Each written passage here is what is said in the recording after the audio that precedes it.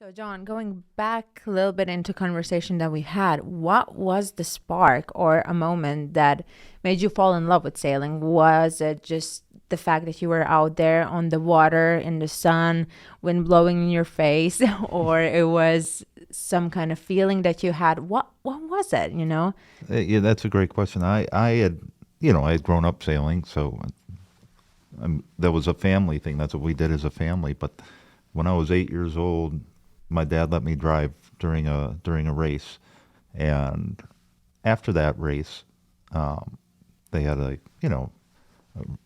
regatta trophy ceremony, and I saw how much fun everybody was having. Right, that it was a community. Right, there was all these really cool, fun people that were competing. Like I said, I always had fun. It was a family thing. But then once I realized the community behind it and how much fun and how cool it was, that was really, I remember it as an 8-year-old, 40 years ago, that feeling of just how cool this sport is. And yeah, that was a spark. And from there, here I am. Wow. Wow. Yeah. It's kind of crazy how the sport Yeah. gets you in. Like literally, I don't want to say sucks you No, it but it does. literally, if you start sailing, you cannot quit sailing because Right. if you go away, you feel that something is missing from you, like some kind of part of you is missing. And every Absolutely. time you go back, there are so many options, either laser, offshore sailing, college sailing, Right. so many options. And you just find the right option or right opportunity for the certain period of your life or time. And That's what's really cool about the sport. It is truly a lifetime sport, and you can, like you said, you can kind of tailor it to what you want to do. And these days, when I go out and compete, I want to do it with hang out with my friends and have a adult beverage and relax. And yeah, I like competing, but I can do that and be very competitive, or I can go sailing with my friends in the island, which is the best vacation in the world. Ruins every vacation for you. And so you can kind of tailor it to whatever you want. And if I wanted to go back into competing at the highest level, I could. I'd have to get in a little better shape, but um, you know but there everything's there are so possible. many different options, and it's truly a lifetime sport. And you see 90-year-olds still competing. It's an amazing thing. So you just get a bigger, slower boat the older you get. Sailing keeps you young. Exactly. Sailing gives you the spark and it keeps you the spark in you, with you until, like, as long as you live. Right. That's incredible. And you said that you started coaching when you were 17. What was the thing or decision that you decided to become a coach? Was there also like some kind of spark that you wanted to share your knowledge with the younger generation, or what was it that made you decide to become a coach? Yeah, And to at first it was probably half like a really cool job in the summertime that I get paid to like spend all my time in the water. Um, and but no, I really, I love sharing that passion that you're talking about. I love seeing that spark light in new people, bringing new people to the sport, and you know, and seeing those light bulb moments when you can look at someone that's new to the sport and see that light bulb turn on where they start to get it. We talk about stuff in the classroom and talk about it in the office and watch videos, but then when they finally put all the pieces together and they're like, I get it now. It's just it's a cool thing to be part of. And, you see those light bulb moments for every athlete at every different level. You know, it's cool when it happens to you and you turn around and you smile and it's like, now I get it. That's just a cool thing to be part of. And I'm a very competitive person. I can't get away from the competition, and I like sharing that with other people and seeing that spark in others. yeah, sharing that passion. The passion. Yes. Exactly. Wow, you're gonna make me start sailing right now. So it means the podcast is working. So I hope everyone who is listening to this right now Yeah. and you're not sailing, just try it once, and we promise you will fall in love with the sport. Yes. So that's the beauty of this sport as well. Like when I started sailing, I didn't want to go to the first sailing practice because I didn't know anyone. I was scared of the boat. It was a strong wind day, quite heavy winds, and I was 9 years old. And I was just sat into the boat, and it was said like, go to the other side of the river, push your rudder away from you. The sail will come over, and then you will sail back. And I was like, I don't know, it sounds quite scary. And then I did it. And since that day, I have been sailing until now. And I bet I will be sailing Forever. literally forever. Yes. That's a really good point. That there's a lot of people that are probably scared of the idea of going out there on the water, and I was the same way. When I first started taking sailing lessons in small boats, when I was 9, 10, 11, I skipped capsize day. I was terrified of capsizing. I just skipped the day I wouldn't come, and I never capsized until I was about 12 years old, and I wasn't paying attention. I was on the bow having a lot of fun, and the guy driving the boat capsized, and all of a sudden I was in the water. I'm like, oh, that's not that bad. And then, you go on, and now I tell people, if you're competing at a high level, that when you capsize 1,000 times, you'll be good. Yeah. So anybody just getting into it, we wouldn't put you out in those type of boats that you'll capsize all that much. But yeah, it can be intimidating at first, and the people that stick with it make it over that little bit of scary hump. Yeah, but I mean, we can compare it to going to the theme parks. When you go into roller coasters, you never know if it will go up or down, or will you get splashed by water. But this is like real time action. You go in the boat and you never know, like, will you capsize or no? It's like a theme park. You can also like change your mindset for the ones who are a bit scared of and that's capsizing. why I get all that on the water, and I don't need to go to theme parks. I don't need to go ride the roller coaster. I don't. Yeah. It's so much Don't better. need that. Yeah, you save money, kind of. No, But you get so much more out of it. You're in the fresh air, Yeah. sailing in the sun, get a nice tan, sailing tan. That's also a different weird subject. tan lines. Yeah. Yes, and but you told us that you had a call from Jacksonville University 10 years ago. How did you feel back then when you were invited to make sailing team here at Jacksonville University, where there was no sailing team before? My first thought was I was going to pass it on to one of the 10, 11 coaches that worked for me. I was running the sailing program at Rochester Yacht Club, so I called the guys back saying, "Oh, I'm going to find out a little information and find out if it's a right fit for one of my coaches." And after a 15-minute phone call with Dr. Davis on campus here, I said, I got to go check this out. This sounds really cool. And so they flew me down.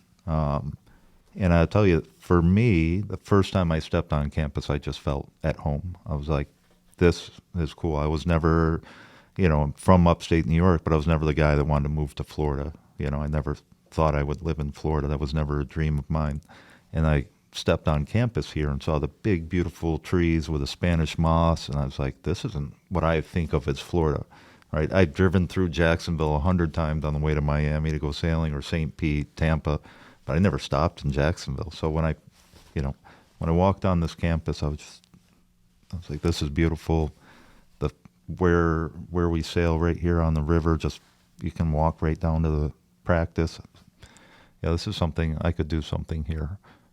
So I left after that initial interview, and they offered me a job. And on the way home, I said, let me think about it overnight. I called them in the morning and said, okay, I'll do it.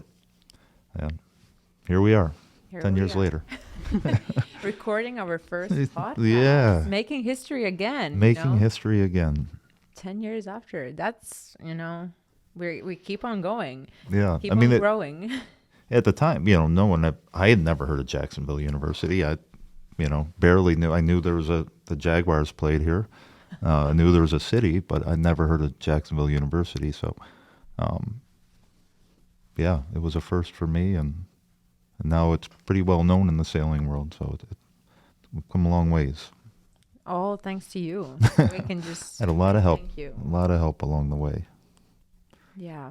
Team has the power. So taking the team consideration in our conversation, who were the first recruits of the team? Like, because you came here, there was no sailing team before. Who were the first recruits that brought Jacksonville sailing team's name out into college sailing? Yeah. The very first year I just walked around campus asking people like Dunya, do you want to learn how to sail?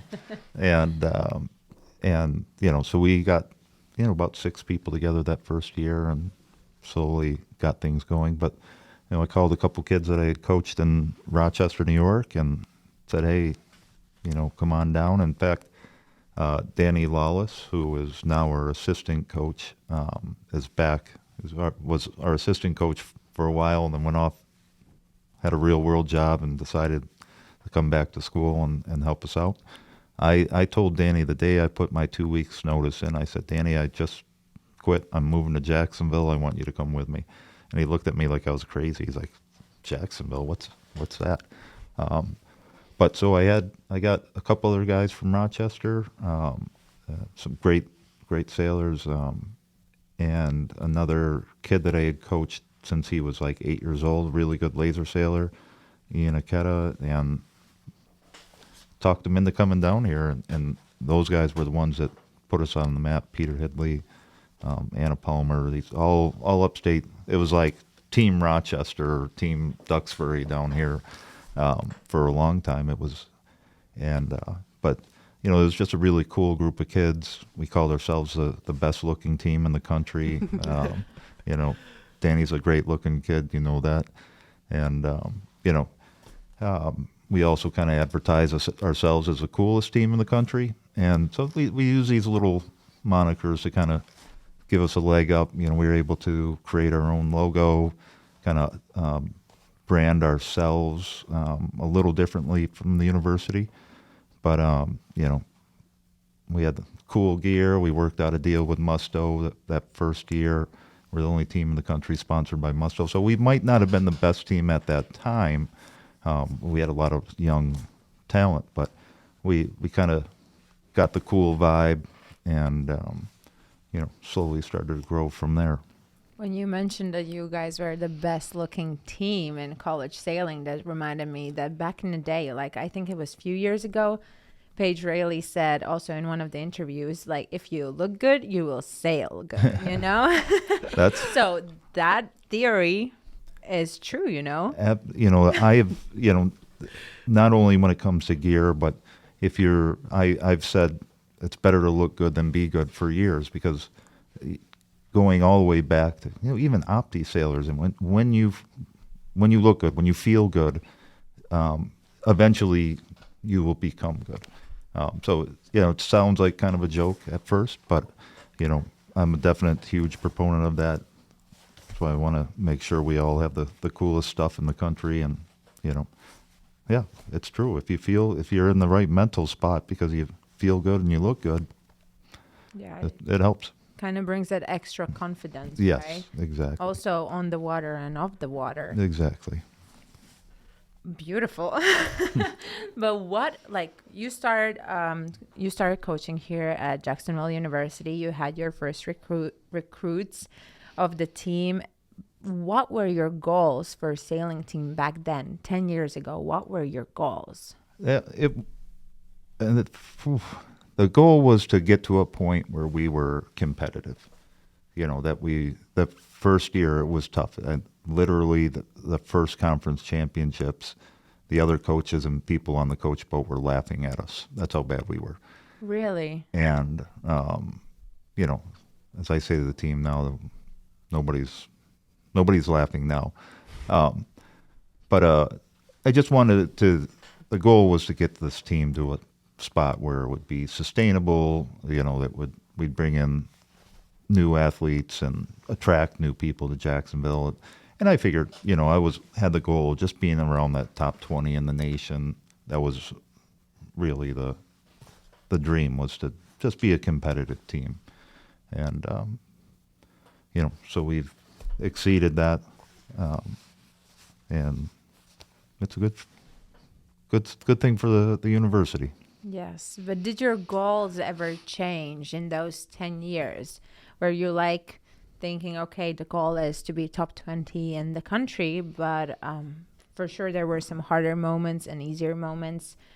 Did you ever feel like giving up or changing goals to some kind of lower ambitions, or like the ambition stayed as high as it was and we just kept on going, you just kept on going and pushing the team forward? What was the situation over those 10 years, Yeah, once the team, I realized probably about 5 years ago, maybe 4 years into this thing, that we had the athletes that could really take us to the top, and then we were attracting people in that really would take us, exceed any of my expectations. And so it definitely took a little shift. I'm a super competitive person, so it wasn't much of a shift. But yeah, we went from just, hey, let's be a solid top 20 team in the country, to we've got a chance to win it all. And, when Charlotte Rose got here, she was a 2-time youth world champion. When she came in, we knew with the women's side of things, and certainly the single-handed, the laser sailing, she was going to be super competitive in that. Went on to win 2 national championships. But we also had a lot of really good athletes on the co-ed side. Alfonso and Thelmo were sailing at a really high level, and Andre, and we had a really great, solid group of kids that was super competitive and very dedicated. They were doing the extra work to get to the top, and so my competitive switch flicked on a higher level for sure. And thanks to the donations of so many people and supporters of this team, we were able to fund the team, taking it to a new level, where we're competing at we're flying to Boston and going to Yale and competing against all the best teams in the country. And once we started doing that more and more and more, that when we got to the national championship level, it wasn't an intimidation factor. Our first trip to nationals, we're the only team in the history of college sailing to start all freshmen. And Danny Lawless is the only person to ever start A division all 4 years of college sailing. So when we first started going to the national championships, it was quite intimidating, that we didn't see these people every weekend. But as we got better and as people supported us more, we were able to afford going, competing at that level every week. Then when we got to the national championship, it wasn't as big a deal. Yeah. Yeah. No, this is a lot to take in, because there has been so much energy put into this team, and I can only be thankful for that, and thankful that I have opportunity to join this ambitious, amazing, talented team. So thank you, Jon. But as we are celebrating 10-year anniversary this year, what are your goals for the next 10 years for the Jacksonville sailing team? Yeah, the big dream is a full water sports and recreation center, to go beyond just a sailing team. My goal has always been, since I got here, to we have this amazing body of water here. The ocean's 14 miles away. We have the intercoastal. I always refer to us as like the College of Charleston effect on sailing. College of Charleston always had a really good sailing team all the way back in the 70s, 80s. But Charleston as a whole was not known as a sailing location, right? Every year they have Charleston Race Week. 25 years ago, Charleston Race Week was just kind of a joke. No one really went to that. That's any good. Now, Charleston Race Week is the largest one design regatta in the country.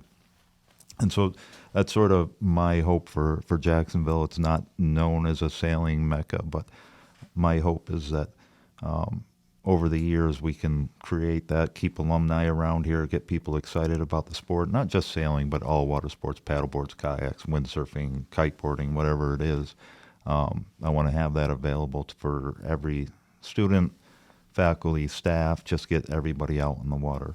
The goal is to transform that whole the Dolphin Green area down there into recreation and intramural fields. So the home of the sailing team would be a recreation center as well for the whole university. So that's always been the dream since I've got here, and I thought we were close getting that going a couple years ago. COVID hit, and that really we took a hit on getting people excited about sponsorship and donating. But that's going to be the big push for the future. We have the coolest sailing center in the world designed, the coolest water sports center in the world designed, but just getting there is going to, it's been more challenging than we thought.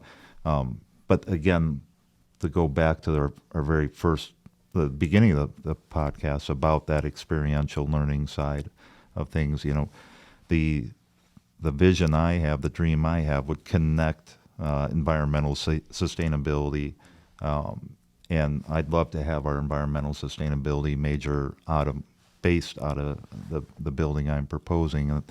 Really connect well with the Marine Science Department, and then using that experiential learning side, introducing people to water, turning them on to great water sports, but also to learn about care for the planet, care for the water. The Europeans do this very well. They connect environmental sustainability with sports, not just sailing or water sports, but with all sports. They do a much better job of doing that. So sort of borrowing from that European model, I'd love to, in 10 years, be talking about the success of the building, success of the water sports program, and really just introducing people to water sports. And then in 20 years, hopefully, this will be a sailing mecca. We'll come back and do a 20-year, 30-year podcast if I'm still alive, and you will be. talk about the sailing water sports mecca that Jacksonville's become. And how can people take part of it to make it come true? Realize this idea, so it will actually happen. Yeah, it's it's going to take a lot to really get this idea going. Like I said, I thought we were close a couple of years ago before COVID. With the first time we hosted Rock the Docks, we had all the right people in the same building, excited about what's happening down at the waterfront, and really that Rock the Docks is going to be a great way to support that. Dolphin Dash even, we'll be able to get the word out to talk more about this through these other avenues. But it's going to take somebody, a couple people that can afford that get excited about making this happen, because it's a big project for the whole dream to make that happen. But we have the support of the university, and hopefully with the next fundraising drive they do, we can really get this thing going. Because again, it's going to be for everybody, everybody on campus. And my vision is to have, everything recreation right there down by the water in Dolphin Green, connected with the pool and the volleyball courts and the river house of just one really cool recreation center. Anybody wants to help, we're looking. Yes, I think the more people would spread the word, it's late. My R's are not rolling correctly anymore.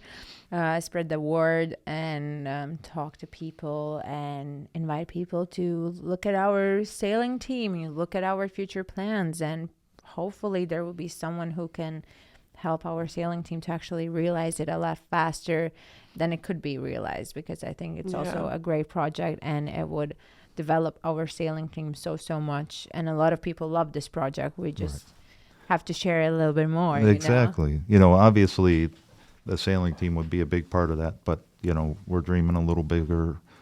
If we have all that stuff, recruiting people here, Make- having that building my job would be the easiest job in the world. Looking that the sailing center would be accessible for everyone and Right. giving the chance for everyone to enjoy the water sports. You know, the Right. teachers, it's like a relaxation also for teachers after a long day, coaches, you know, people who would support this idea probably, no, for sure, not even probably, they would be able to come visit, go out with the boat, go out with a paddle The board. school is really focused on STEAM institutes, right? Right now, the science, technology, engineering, arts, and math, right? That's really the future. And I want to add the A to that, the beginning of that, STEAM, all right? Add the athletics to the beginning of STEAM. Connect everything STEAM with athletics. And yeah, it could be a really exciting place. You know, since we've learned from COVID that you can go to school really easily online. You don't need to go to a university for an education now. So what we're trying to do is sell something bigger, a life experience. It's getting people outdoors, doing activities outdoors, on the water, you know, getting them away from the computer. It's going to be so important for this next generation of people coming on.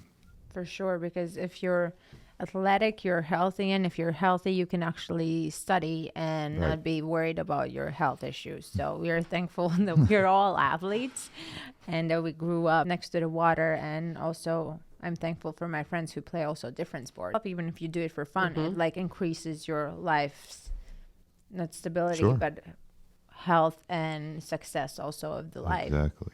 Everyone, please support our project with this sailing center. How Yes. would you say again the name? Water sports sailing center, yeah. Water Sports Recreation. Sailing Center. It will. I'll call it be whoever wants to help me. I'll call it whatever they want. There's a big opportunity. No one else has it. This will actually, I think this will change all college sailing perspective. Like we would again make a history as Jacksonville sailing team as doing such thing, making this sailing center, water center accessible for everyone and just sharing the athletics with everyone, that everyone can enjoy the beauty that we do every day Yeah. when we go out on the water. On this beautiful note, we have actually wrapped all of our questions, I and think that's a great way to end. yes, and I want to mention Definitely. again that this was our JAX Sailing team's first ever podcast, which is just incredible, and first ever podcast recorded in JU. And I want to mention to audience again that they can support sailing team by participating in Dolphin Dash that is happening this week from this Monday 20th of February until 24th of February. Right. 5 days when you can participate, and And then March 3rd is 7 o'clock to, I think, 11 o'clock is Rock the Docks. Come out and join us. Have a great time. So buy the tickets right now. Buy the tickets right and now. they Go. will be added in the comments below this podcast. We Yeah. will put the information also about the Dolphin Dash, about Rock the Docks. We will put links so you could find out more about our university sailing team and our future plans. Or maybe join us. Or maybe join us. Right. And if you're a high school student and you love sailing and you have done sailing in high school, this is for sure the best team to join. And Make sure to come back. We'll do interviews with other athletes, Yes. maybe other coaches, alumni. and there will be It's going to be a lot of podcasts. ideally every Monday or Tuesday. We will record them on Mondays, and we will have different guests. And I want to just say thank you for listening to our first podcast, as we had some technical issues and just figuring things out. Thank you for hanging with us. And I want to thank again today's guest, Jon Faudree. Button, hit the button. By yeah. the way, we have Yeah. sound effects. You guys, this is awesome. I'm so excited that you guys are excited about doing this. And, you know, for anybody listening to, make sure you tune back in. We'll talk about competitions or regattas that are coming up, the ones we finished. We'll give you some updates along the way. And, yeah, thank you, ladies. was awesome. Thank you. Thank you, Dunya, for being here with me as well. Thank you so much. So tune in next week for the next podcast with me and Dunya and our special mystery guest that we will announce at the next podcast. It's very, very exciting. And again, support us at the Dolphin Dash that's happening this week. And next week, 3rd of March, 7 p.m., Rock the Docks. All the links will be put in the comments below this podcast. And thank you again. See you next week.